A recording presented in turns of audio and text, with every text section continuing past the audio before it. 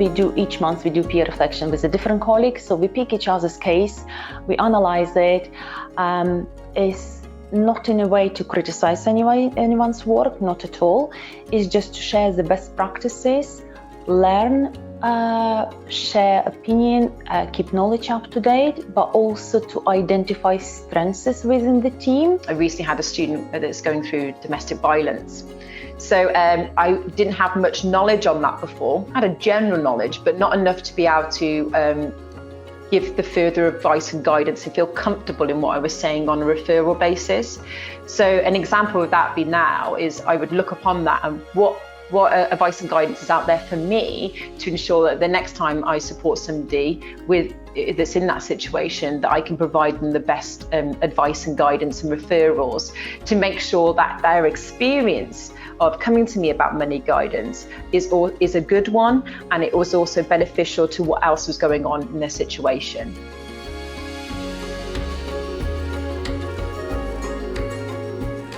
For me, self-reflection has really helped to move me forward, to improve as a person, and to also get the support that I need when I need it. I think self-reflection is essential because if you're unable to assess yourself, you can't possibly assess other people. And also, you need to constantly learn how to improve yourself and your interactions with other people. By delivering money guidance, you can be drawn into all sorts and kinds of emotions.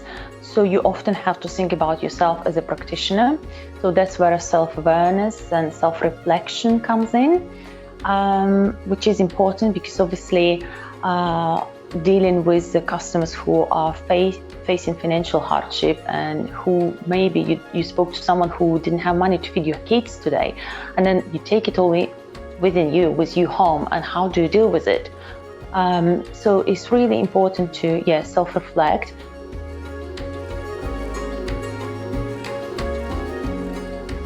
When I first started with the Injured Jockeys Fund, our then chairman always used to say the first thing you do after you've had a phone call from a new beneficiary is take a deep breath and consider if it's actually an emergency, because it's important to slow everything down, take consideration and consider what needs to be done as a priority, and some things that people ring in with as an emergency, actually with a little bit of planning and care, is a relatively straightforward resolution. I have learned over the years that sometimes you take away from them. You can be too giving, and you take over aspects of their life. You just say they don't have to worry about getting food. I'll get them a food parcel every week and this sort of thing, and it can be too much. So I've learned that on reflection, to not take their independence away.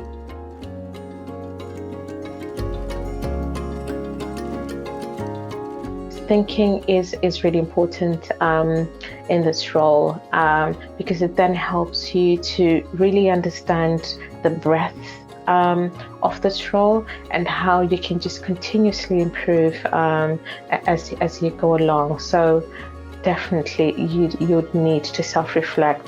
Self-reflection is really important in our job, and whether you can do it with a colleague or whether you do just it analyzing the work you've done with a customer, it's important to help your own well-being, also to help the customers. To get reassurance that you're doing well, you are helping people, and you're doing the right thing. And networking, I think, is a huge key when it comes to reflection, because it also gives you that understanding that, do you know what, that another person's had that sort of question as well, and you weren't on your own with that, and other people feel that position at the moment. And we do need more advice in that area. How can we all collectively come together and find training on that? I think reflective activities are essential because you're always learning from them, and if you're constantly learning, then you're improving your own skill set all the time.